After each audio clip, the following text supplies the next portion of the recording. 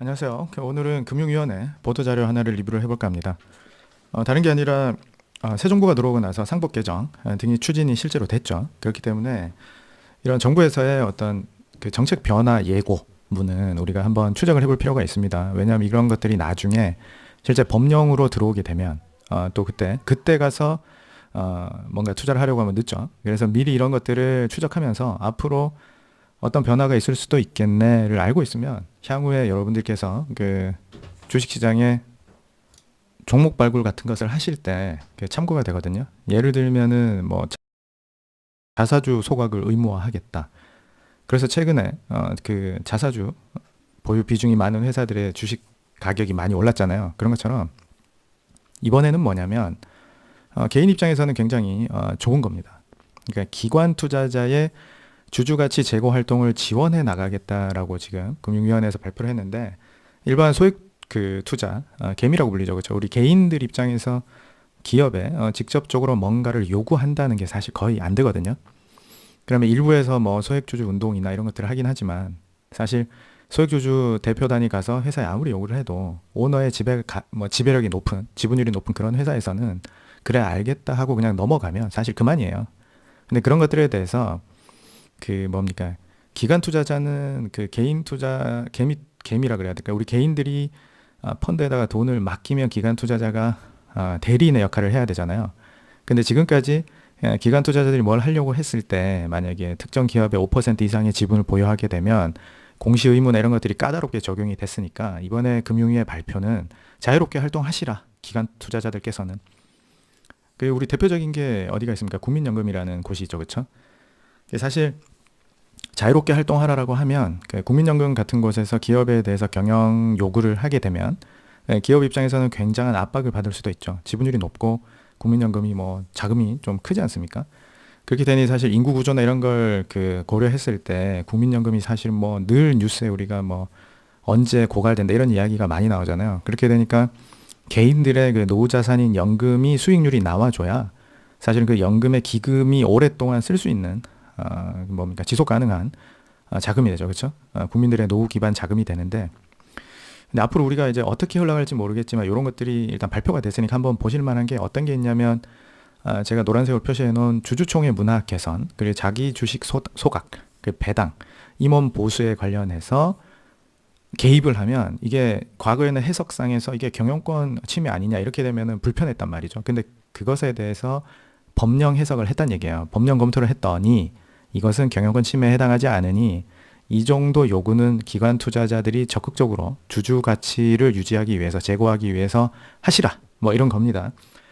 그러니까 장기적으로 봤을 때 더하기 빼기 뭐 이런 게 있잖아요. 좋은 점 나쁜 점을 생각해 보면 증시 자체는 긍정적인 효과가 더 클 것 같긴 한데, 항상 어떤 기존의 제도가 변경이 되게 되면 부작용이라는 게 존재하고, 그리고 새롭게 개정되는 제도에 의해서 뭔가 피해를 보는 쪽에서는 방어적인 어떤 전략 수립이 되기 때문에 항상 우리가 어떤 의도와 달리 작용 반작용 과정을 거치다 보면 실제로 이게 해보니까 좀 이상하게 흘러간다 그러면 조정이 필요할 것이고 뭐 그렇게 될 건데, 일단은 뭔가 이것은 증시 전체적으로 보면 긍정적인 효과가 있다, 뭐 그렇게 됩니다. 그러니까 여러분들 주주총회 한번 가보셨습니까?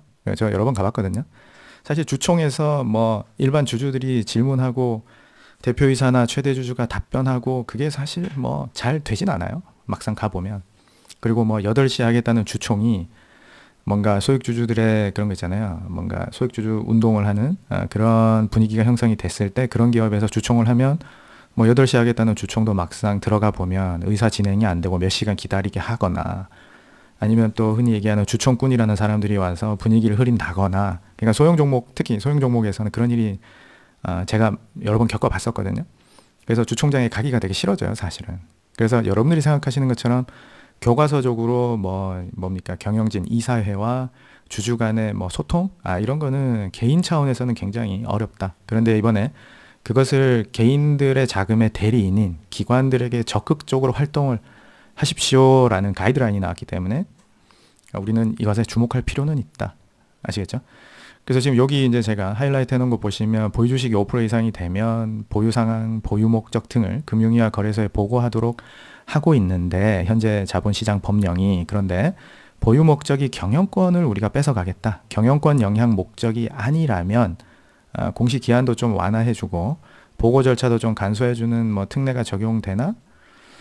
경영권 영향 목적 이 자체 여부에 대한 법적 불확실성으로 특례가 적용되는 주주활동 범위를 명확히 해달라.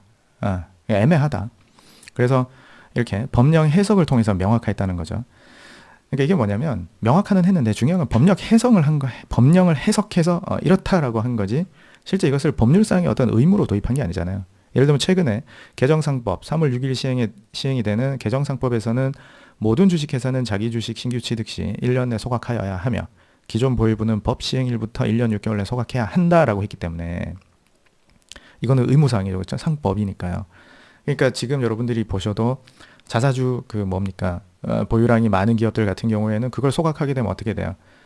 어떤 기업 입장에서는 자사주를 매입한 현금을 만약에 자사주를 소각하지 않고 다른 쪽에 매각을 하면 현금화를 할 수 있지만 소각을 하게 되면 사실은 현금을 희생시켜서 어떻게 됩니까? 주주들에게 환원을 간접적으로 하는 거죠. 배당금을 주는 게 아니라 전체 주식수를 줄여버리면 기업 가치가 동일하다라고 했을 때 주가가 올라가야 되는 거 아니냐라고 생각할 수 있죠. 근데 방금 제가 말씀드린 것처럼 그걸 만약에 현금화할 수 있었다면 어떻게 됩니까? 현금화할 수 있었다면 기업의 현금 보유량이 늘어나니까 기업 가치가 오히려 더 높은 거 아니냐라고 생각해 볼 수도 있는 거죠. 근데 이것을 자사주 소각은 현금 증발이잖아요. 현금을 증발해버리면 자연적으로 주가가 올라가냐? 그건 아니라는 거죠. 한번 생각해 보세요. 주식 가치라는 거는 누군가가 비싸게 사줘야 올라가는 겁니다. 그러니까 이론적으로 자사주 소각 또는 뭐 유상증자, 무상증자 등등등을 해서 어떤 기준에 따라서 잠시 거래 정지했다가 거래 재개를 시킬 때 어떤 권리락도 마찬가지죠. 어떤 이론적인 식에 따라서 새로운 주가가 세팅이 되잖아요. 근데 그건 일시적이라는 거죠. 주식이 2개에서 하나로 줄어서 주가가 2배가 됐어요. 그럼 실질적으로 그 주식을 보유했던 사람들이 이익이 있는 건 아니잖아요. 2개짜리가 1개 됐으니까 액면가가 2배가 되거나 아니면 현재 주식 가치가 2배가 되는 건 당연한 건데 그러한 어떤 활동을 통해서 주가가 추가적으로 상승을 해서 수익을 보려면 누군가는 더 비싸게 사줘야 되는 거죠. 근데 주식 병합 또는 자사주 소각을 해서 1주당 이론적인 가치가 상승을 하게 됐을 때 그러면 예를 들어서 한 달 전에 봤을 때 1,000원짜리인데 자사주 소각했더니 한 1,100원이 됐더라. 그럼 이거 잘 모르는 사람들이 보면 왜 갑자기 이게 10% 올랐냐 이렇게 생각할 수도 있다는 얘기죠. 이해되시죠? 그래서 이런 배경이 직접적인 거래를 우리가 억지로 만들어줄 수는 없잖아요. 국가에서 어떤 회사 주식을 사세요. 이건 안 되니까 기관 투자자들에게. 그러니까 미국 또는 선진 자본시장처럼 그 주주 활동을 강하게 해서 합법적인 테두리 안에서 적극적으로 해서 그 이사진과 또는 경영진과 이 일반 투자하는 주주들 간의 소통을 활발히 하고 미국 보시면 여러분들 엔비디아 같은 회사 매번 젠슨 항이 나와서 인터뷰하고 하잖아요. 우리 기술이 좋다 나쁘다 일론 머스크도 마찬가지고. 그러니까 우리나라랑 다르죠. 우리나라에서 삼성전자 이재용 회장이나 현대차 정의선 회장이 맨날 매스컴에 나와가지고 우리 회사 이런 거 좋아요, 나빠요 이런 거 발표 잘 안 하지 않습니까? 그렇게 되니까 소통을 강화하게 되면 일반적인 기관 투자자든 개인 투자자 입장에서 좀 명확한 베이스를 가지고 증시에 들어올 수 있지 않냐? 그런 거죠. 긍정적으로 보면 그렇다는 거예요. 그래도 임원 보수도 이건 사실 문제가 많았죠. 특히 소형주에서는 예를 들어 이런 겁니다. 임원 보수에 대해서 얼마인지 공시를 하라는 얘기가 뭐냐면 이런 게 있어요. 투자자 입장에서는 어떻게 됩니까? 그 회사가 순이익이 높아져야 회사의 가치가 올라가는 거죠. 그렇지 않습니까? 근데 임원 보수라는 거는 회사에서 원가입니다. 인건비 아닙니까? 근데 임원 보수를 과도하게 책정을 하면 어떤 문제가 생겨요? 주주들에게 돌아올 몫이 줄어들게 되죠. 그렇게 되는 게 예를 들면 이런 거예요. 직원들 평균 임금이 연간 5천만 원이라고 합시다. 근데 거기에 대표이사가 연봉을 10억을 가져가요. 근데 이 회사의 연간 순이익이 1억밖에 안 돼요. 가상이지만 말이 안 되죠, 그렇죠? 그럼 직원 평균 연봉 5천만 원에 대표이사 연봉 10억 해서 연 수익이 1억밖에 안 되면 주주 몫이 없는 거 아닙니까?